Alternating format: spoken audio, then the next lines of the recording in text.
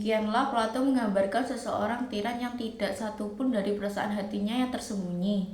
Dan ini kiranya dimaksudkan untuk menjelaskan jalan dialektikanya yang menunjukkan bahwa tiranilah yang merupakan negara terjelek sedangkan yang terbaik adalah aristokrasi.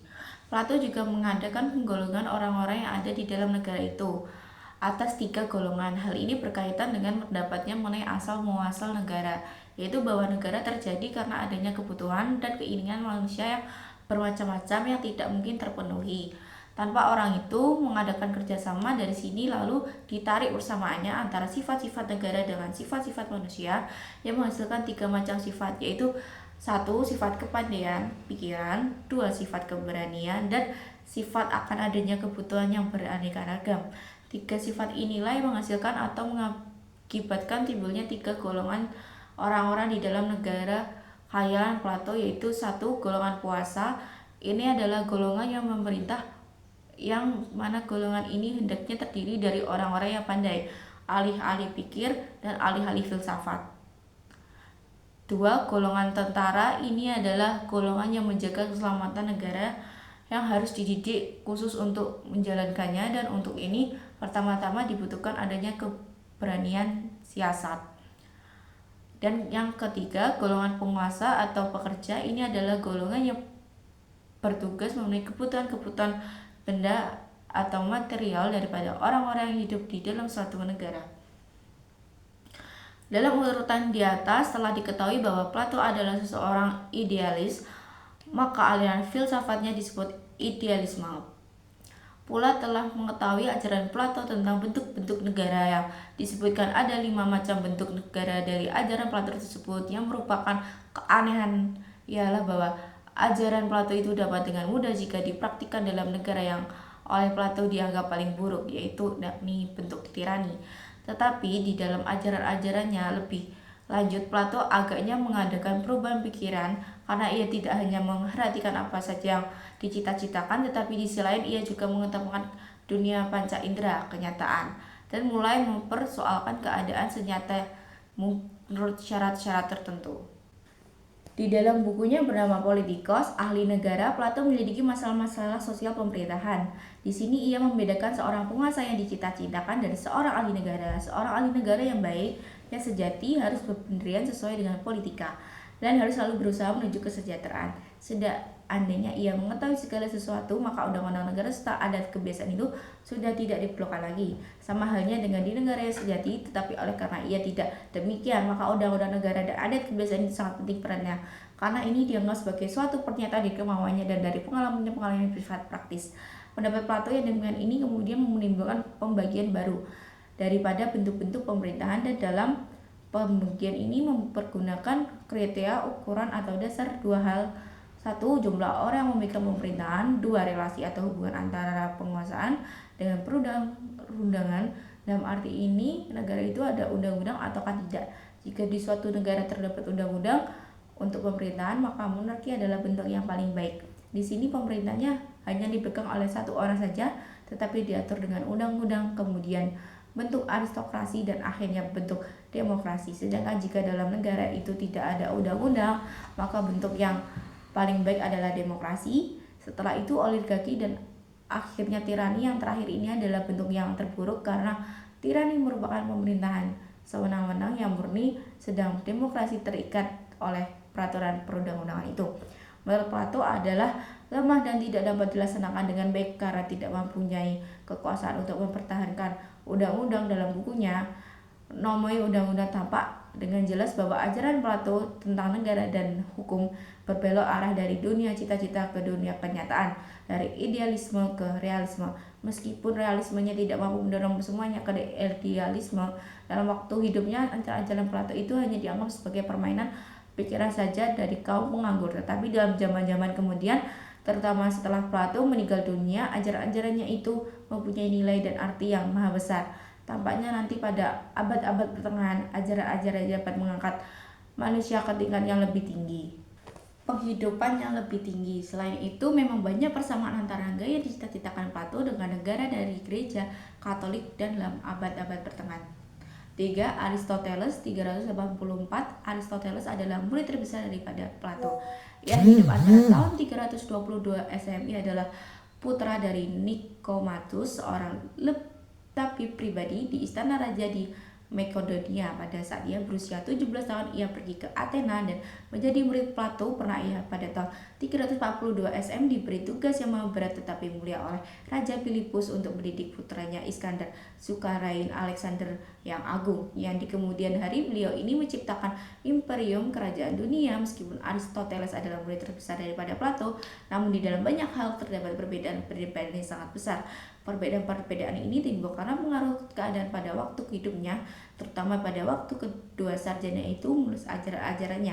Perbedaan antara yang lain, Plato di dalam ajaran-ajarannya masih mencakup semua objek menyelidikannya, sedangkan kalau Aristoteles telah memisah-misahkannya, yaitu tentang keadilan ditulis dalam bukunya yang diberi nama Etika, dan tentang negara dalam bukunya yang bernama Politika. Sebetulnya isi dari keduanya buku ini itu sangat berlainan, tetapi oleh Aristoteles dianggap itu dimaksudkan sebagai suatu rangkaian, yaitu Etika merupakan pengantar daripada Politia. Sebab kesusilaan itu juga mengetapkan manusia sebagai warga negara dari suatu negara dan bukan sebagai manusia mandiri. Selanjutnya, kalau Plato adalah pencipta idealisme, yaitu yang memandang bahwa benda-benda yang ada di luar diri manusia yang dapat dilihat atau dilengkap dengan pancara indera adalah sebagai bayangan saja daripada benda-benda dalam bentuk yang murni yang berada di dunia yang lain, yaitu dunia cita-cita atau dunia ide. Sedang kalau Aristoteles adalah seseorang pencipta daripada ajaran realisme. Aristoteles memang melanjutkan cara pikir Plato, yaitu dari idealisme ke realisme, tetapi karena Aristoteles kemudian ingin memiliki sifat-sifat umum daripada segala-segalanya yang ada di dunia ini, maka timbullah ajaran ilmu pengetahuan baru, yaitu prima physiologia, suatu ajaran filsafat yang pertama yang mencari hakikat yang dalam daripada apa yang ada, jadi mencari makna keadaan. Oleh karena itu, filsafatnya adalah suatu ajaran tentang kenyataan atau ontologi, suatu cara pikir yang realistis. Jadi menurut Aristoteles, hakikat daripada suatu benda itu berada pada benda itu sendiri.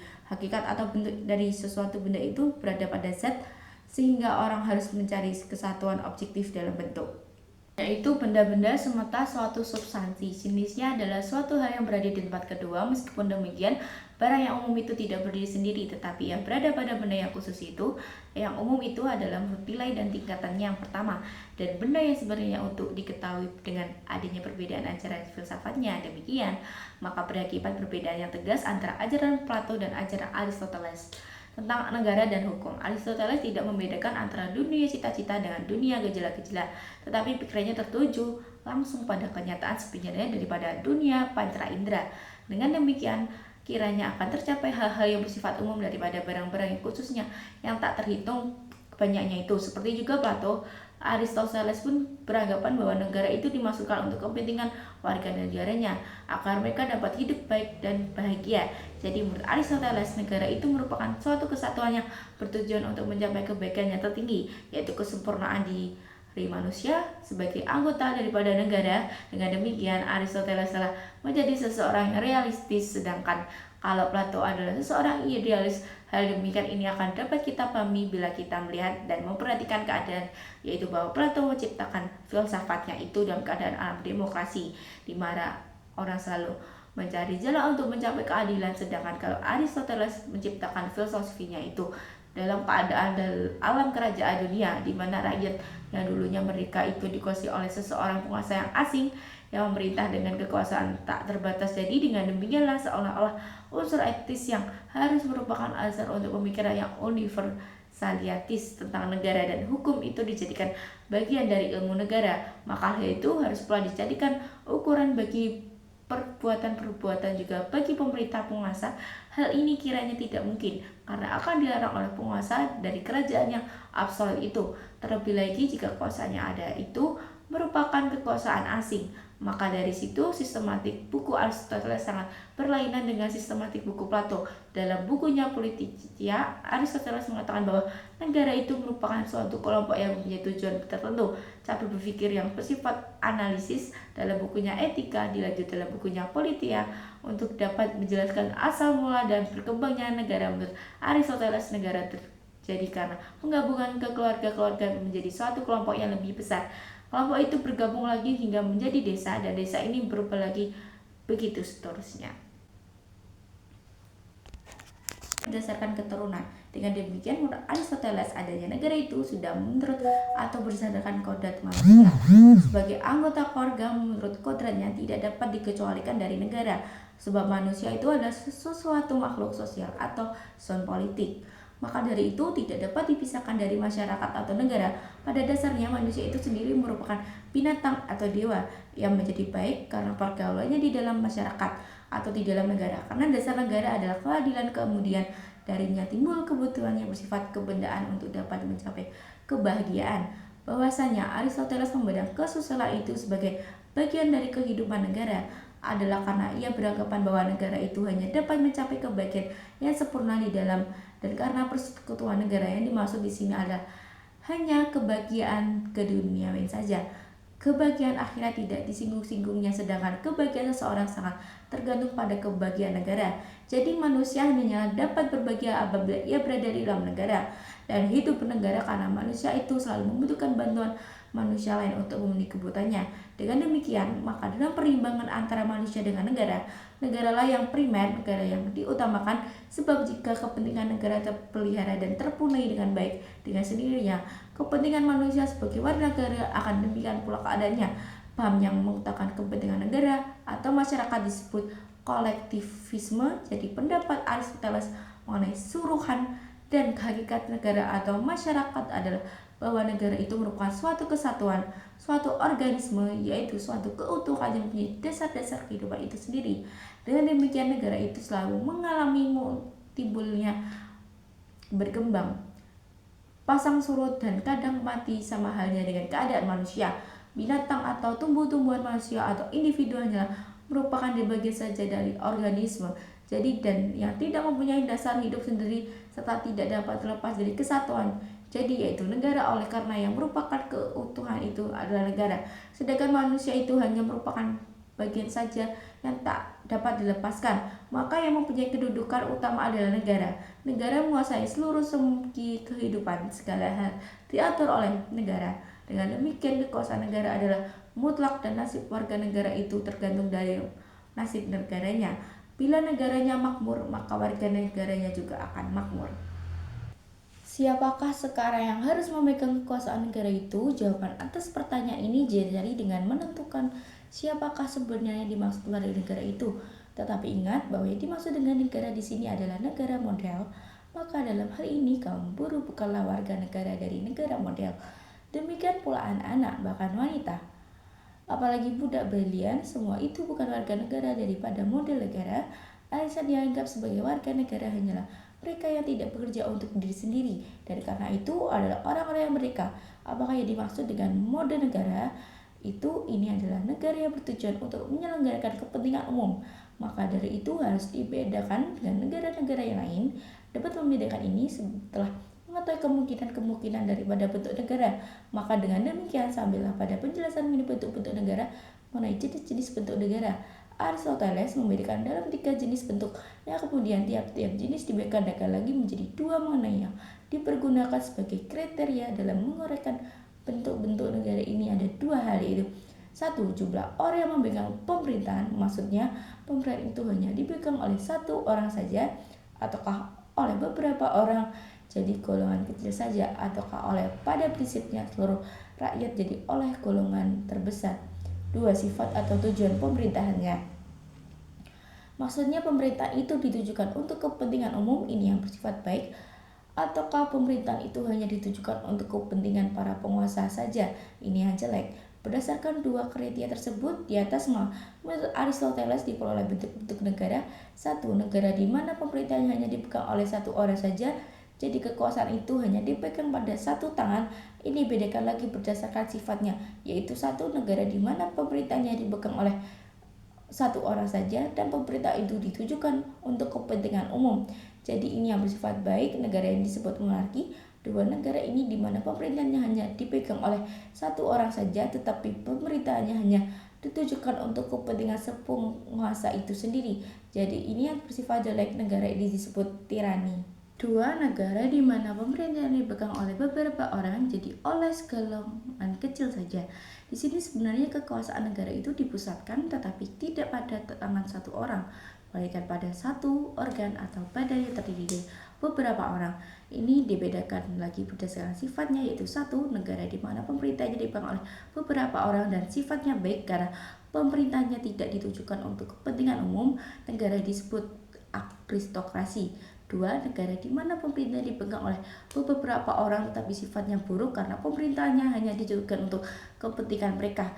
Si pemegang pemerintahan itu sendiri, negara ini disebut oligarki. Negara di mana pemerintahnya dipegang oleh rakyat, maksudnya adalah bahwa yang memegang pemerintahan itu pada prinsipnya adalah rakyat itu sendiri, tidak-tidaknya oleh segolongan besar dari rakyat. Ini dibedakan lagi berdasarkan sifatnya, yaitu satu, negara di mana pemerintahnya dipegang oleh rakyatnya dan sifat pemerintahnya adalah baik karena memperhatikan kepentingan umum atau rakyat. Negara ini disebut republik atau republik konstitusional.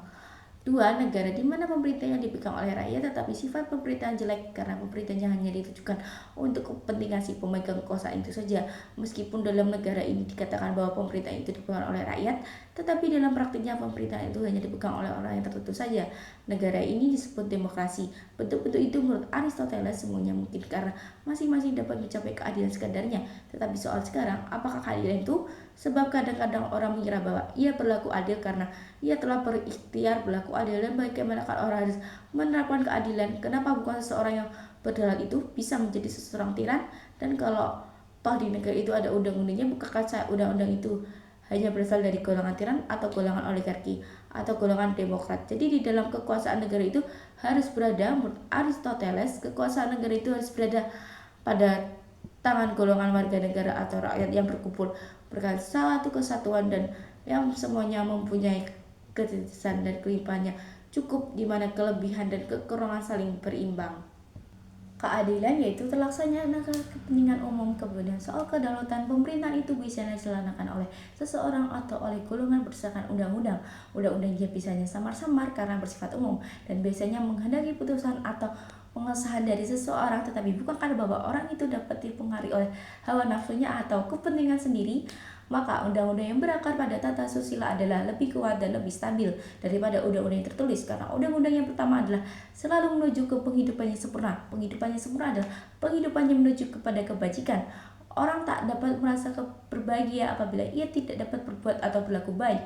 Demikianlah pendapat Aristoteles bahwa menaklukkan negara-negara tetangga dengan kemauannya atau tidak adalah perbuatan tidak syah atau merupakan politik pemerintahan yang tidak bijaksana. Tetapi sesuatu negara harus tahu membela diri. Dengan pendapatnya yang demikian ini tersimpul konsekuensi dari pendiriannya bahwa republik konstitusional adalah merupakan bentuk negara yang terbaik karena pemerintahan yang dijalankan oleh seseorang atau oleh beberapa orang saja akan besar kemungkinan terdapat kekeliruan dalam mengambil keputusan, karena keputusan itu mungkin dipengaruhi oleh rasa marah, benci, dendam, atau nafsunya. Tetapi kalau pemerintahan itu dipegang oleh seluruh rakyat atau golongan terbesar daripada rakyat, putusan yang diambil oleh dasar sifat marah yang sebagainya itu tidak akan sedikit sekali kemungkinan terjadi lain. Daripada itu, Aristoteles berpendapat bahwa tidak ada pemerintahan yang bersifat abadi, karena di dalam tiap-tiap bentuk pemerintahan itu di dalam dirinya telah mengandung benih-benih perkosaan diri atau semacam revolusi. Hal ini tidak dapat dihindarkan oleh karena memang sudah merupakan pembawaan daripada sifat-sifat manusia. Sebagai contoh, misalnya ada golongan yang menghendaki adanya persamaan antar sesama manusia karena mereka merasa atau menganggap dirinya sama dengan orang lain, baik dalam kecakapannya maupun dalam kemampuannya. Tetapi sebaliknya, ada pula golongan yang menghendaki atau menginginkan adanya perbedaan karena mereka merasa atau menganggap dirinya tergolong orang yang istimewa, merasa dirinya lebih tinggi daripada orang lain. Maka mereka lalu meminta keistimewaan dalam perlakuan yang dilakukan terhadap mereka. Jadi pokoknya mereka ingin berbeda dari orang-orang lain. Selanjutnya kita harus ingat bahwa tiap-tiap bentuk pemerintahan itu tidak dapat memuaskan bagi setiap orang. Artinya bahwa setiap orang tidak selalu merasa diperlakukan adil. Jadi tentu ada golongan yang merasa bahwa mereka tidak mendapatkan keadilan. Jadi merasa diperlakukan tidak adil, golongan mereka inilah yang merupakan benih-benih perkosaan diri atau revolusi yang setiap waktu dapat meluas, ingin mengancam pemerintah yang ada dan kemudian menggantikannya. Inilah pula sebabnya tidak ada bentuk pemerintahan yang kekal abadi, hanya saja dalam negara yang berbentuk republik konstitusional. Benih-benih tersebut sangat kecil sekali adanya dan pelaksanaannya pun akan mengalami kesukaran. Karena hal seperti itu berarti perkosaan atau revolusi terhadap dirinya sendiri. Oleh karena itu, negara yang pemerintahan republik konstitusional merupakan yang terbaik. Teori perkosaan diri atau revolusi ini nanti lebih tegas terkandung dalam ajaran Polybius yang nanti akan dibicarakan di bawah. Jadi menurut Aristoteles, bentuk negara yang terbaik itu adalah konstitusi republikonil. Hal ini berlainan dengan pendapat Plato yang mengatakan bahwa yang terbaik itu adalah aristokrasi, atau berbeda pula dengan pendapat Thomas Aquinas, seorang sarjana abad pertengahan yang banyak dipengaruhi oleh ajaran Aristoteles. Karena menurut pendapat Thomas Aquinas, bentuk yang terbaik adalah monarki. Hal ini semua disebabkan karena perbedaan dalam hipotesis tentang tujuan negara. Menurut Aristoteles, tujuan negara adalah kesempurnaan diri manusia sebagai anggota masyarakat, sedangkan di sini yang diutamakan adalah masyarakat. Karena kebahagiaan manusia tergantung dari kebahagiaan masyarakat, jadi singkatnya tujuan negara adalah pentingnya umat manusia, sedangkan kalau menurut Plato tujuan negara adalah mengetahui atau mencapai ide yang sebenarnya. Thomas Aquinas selain lagi pendapatnya menurut beliau tujuan negara adalah mengusahakan adanya kesatuan. Akan tetapi pendapat Aristoteles yang mengatakan bahwa negara atau masyarakat itu merupakan bagian tertinggi dalam abad-abad berikutnya akan mendapatkan nilai dari sarjana berikutnya, yaitu Epicurus. Epicurus Philorain dengan keadaan pada waktu hidupnya Aristoteles, yaitu ketika sedang jajahnya kerajaan dunia dari Raja Alexander yang Agung, maka hidup di tahun 340-201 S. Maka ketika kerajaan dunia dari Raja Alexander yang Agung tersebut jatuh setelah Alexander yang Agung wajar pada 32 akibatnya negara Yunani terpecah belah. Keadaan ini akan berlangsung terus sampai negara Yunani itu bagian dari kerajaan dunia Romawi. Karena keadaan tersebut, maka Epicurus telah mencetakkan aliran baru dalam dunia filsafat yang ajarannya tentang negara dan hukum berdasarkan atas keadaan yang telah berubah. Itu karena keadaan negara yang telah terpecah belah itu, maka sifat hubungan manusia dengan negara berubah. Kalau dulu diajarkan oleh Aristoteles bahwa yang merupakan bagian yang penting itu adalah negara atau masyarakat, maka sekarang orang mulai bersikap acuh tak acuh.